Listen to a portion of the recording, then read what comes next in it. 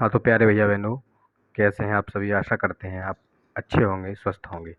देखिए, भूगोल में कल हमने हमारा सौरमंडल पार्ट एक का पार्ट वन समझा था, जिसमें हमने सौरमंडल के विषय में और सूर्य के विषय में जानकारी प्राप्त की थी। अब आगे हम ग्रहों के विषय में जानकारी प्राप्त करेंगे। सबसे पहले आप दोबारा से ये चित्र देख लेंगे। हमारा सौरमंडल इस प्रकार का हमको दिखाई देता है, ठीक है। सूर्य है, सूर्य के चारों ओर ग्रह परिक्रमा करते हुए नजर आते हैं। और यह ग्रहों की क्या है, एक शर्त है, ये पहचान है ग्रहों की। ग्रह यानी जो है हमारे आकाश मंडल में, यानी हमारे कहें तो ब्रह्मांड में करोड़ों की संख्या में पिंड हैं, लेकिन सभी को ग्रह की संज्ञा नहीं दी जा सकती। ग्रह होने के लिए कुछ शर्तें होती हैं, ठीक है। तो देखिए, अपनी अपनी कक्षाओं में यह 8 ग्रह सूर्य की परिक्रमा लगा रहे हैं। सूर्य के देखिए सबसे जो नज़दीक है, ठीक है, सूर्य से बढ़ती हुई दूरी के क्रम में ग्रहों की बात करेंगे तो बुध आता है, उसके बाद शुक्र है, फिर उसके बाद तीसरे नंबर पर पृथ्वी, मंगल, बृहस्पति, और उसके बाद शनि, फिर यूरेनस यानी अरुण, और फिर नेपच्यून यानी वरुण, ठीक है। अब प्लेनेट यानी ग्रह, तो सबसे पहले ग्रह समझेंगे। ऐसे आकाशीय पिंड जो अपने तारे के चारों ओर निर्धारित कक्षा में चक्कर लगाते हैं उन्हें ग्रह कहते हैं, है ना। कुछ आकाशीय पिंड ऐसे होते हैं, ऐसे तो करोड़ों जो आकाशीय पिंड हैं, लेकिन ऐसे आकाशीय पिंड, ध्यान रहे, ऐसे आकाशीय पिंड जो अपनी जो निर्धारित कक्षा है उसी में चक्कर लगाते हैं, उन्हीं को ग्रह कहते हैं, है ना। इनके पास कोई अपना प्रकाश नहीं होता, कोई ऊष्मा नहीं होती, है ना। जो जितना भी प्रकाश और ऊष्मा प्राप्त करते हैं वह क्या करते हैं, अपने तारे से प्राप्त करते हैं, ठीक है। और हमारे जो 8 ग्रह हैं सौरमंडल में, इनका तारा कौन है, सूर्य है, ठीक है। हमारी पृथ्वी भी क्या है, सूर्य के चारों ओर चक्कर लगाती है ना। और दूसरी शर्त क्या होनी चाहिए, इनकी आकृति गोल हो या लगभग गोल हो, है ना, यह किसी अन्य ग्रह की कक्षा को न काटें, तो ये ग्रह की पहचान हो गई।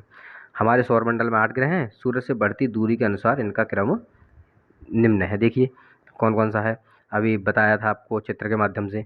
तो बुध, शुक्र, पृथ्वी, मंगल, बृहस्पति, शनि, यूरेनस और नेपच्यून, ठीक है। यूरेनस मतलब अरुण और नेपच्यून वरुण, ठीक है। तो यानी सूर्य से बढ़ती दूरी की बात की जाए तो तीसरे नंबर पर हमारी पृथ्वी आती है, ठीक है। तीसरे नंबर पर क्या होती है, हमारी पृथ्वी आती है।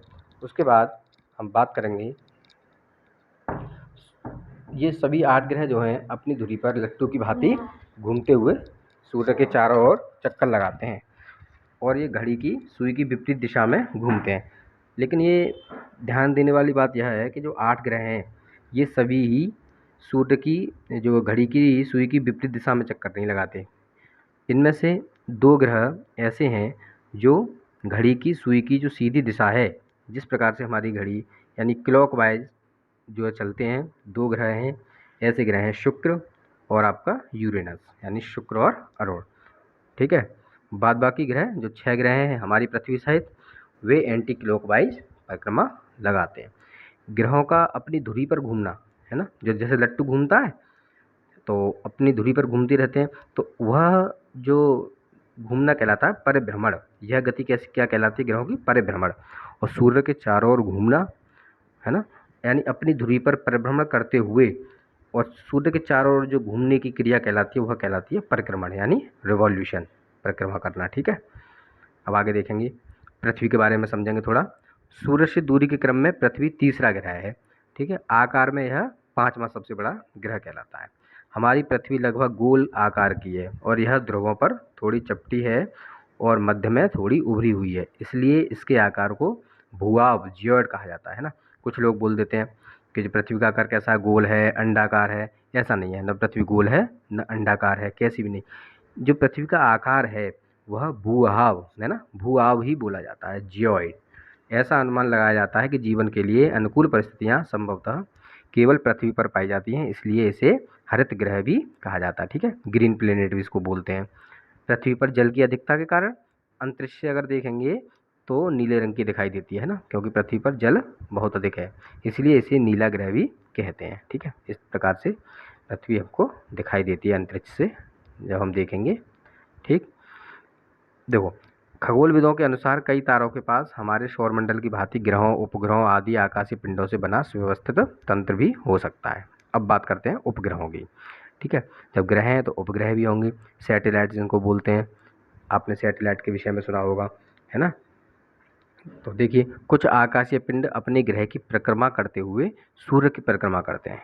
कुछ आकाशीय पिंड ऐसे होते हैं कि वे अपने ग्रह की भी परिक्रमा करते हैं और उसके साथ साथ सूर्य की परिक्रमा भी करते हैं। अपने ग्रह की परिक्रमा करने के कारण इन्हें उपग्रह कहते हैं। जैसे चंद्रमा पृथ्वी की परिक्रमा करता है, ठीक है। यह पृथ्वी का एकमात्र प्राकृतिक उपग्रह है, ठीक है। तो ध्यान में रहे, पृथ्वी का एकमात्र प्राकृतिक उपग्रह क्या है? चंद्रमा। देखो, सौर मंडल के ग्रहों की तुलनात्मक तालिका, ठीक है। यहाँ देखना है सौर मंडल के ये सभी ग्रह दे रखे हैं। नंबर 1 पर बुध, शुक्र, पृथ्वी, मंगल, बृहस्पति, शनि, यूरेनस, नेपच्यून, ठीक है।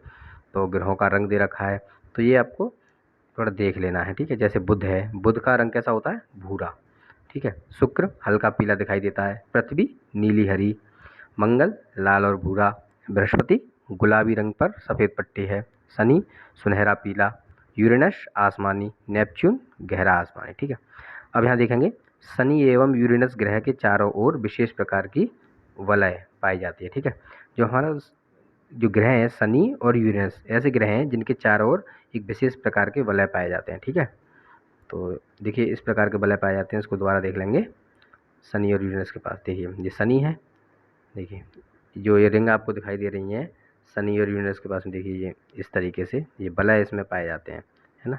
और यूरेनस में भी आपको ये वलय देखने को मिल जाएंगे। चलिए, अब बात कर लेते हैं चंद्रमा की। हमारी पृथ्वी का एकमात्र उपग्रह चंद्रमा है। इसका व्यास पृथ्वी के व्यास का 1/4 है, ठीक है, यानी 1/4 है। यह हमारी पृथ्वी के सर्वाधिक निकट स्थित आकाशीय पिंड है। पृथ्वी से इसकी दूरी लगभग 3,84,000 किलोमीटर है। यह सूर्य के प्रकाश से प्रकाशित होता है, ठीक है। चंद्रमा के इस प्रकाश को क्या बोलते हैं? चांदनी बोलते हैं, मूनलाइट, है ना। जब चंद्रमा निकलता है तो इसकी जो रोशनी आती है उसको क्या बोलते हैं? मूनलाइट बोलते हैं। पृथ्वी के सर्वाधिक निकट होने के कारण यह रात्रि के आकाश में सबसे बड़ा और चमकीला दिखाई देता है, ठीक है। इस प्रकार से ये हमको चंद्रमा दिखाई देता है। यह पृथ्वी का एक प्राकृतिक उपग्रह है, ठीक है। अब प्यारे भैया बहनों, आज आप इतना ही समझेंगे और इसको दोबारा से अध्ययन करेंगे। धन्यवाद। आगे की वीडियो में आपको कल बताया जाएगा।